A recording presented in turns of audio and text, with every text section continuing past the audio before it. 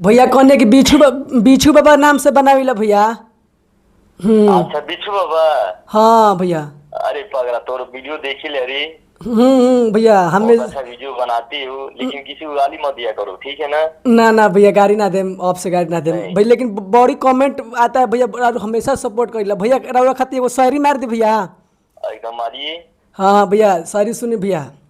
जी। जो देश चलाता है वही राजा है किंग, जो देश चलाता है वही राजा है किंग, आ सीना फाड़ के दिखा दूंगा अंदर बैठा है पवन सिंह। क्या बात है। लो भी मेरे भाई। भैया। बहुत अच्छी बात है। आपका मैं वीडियो देखता हूँ। हाँ बहुत अच्छा लगता है। भैया, तो वैसे भेंट करे के रहे भैया। अच्छा ठीक बा। अभी तो आए थे ना?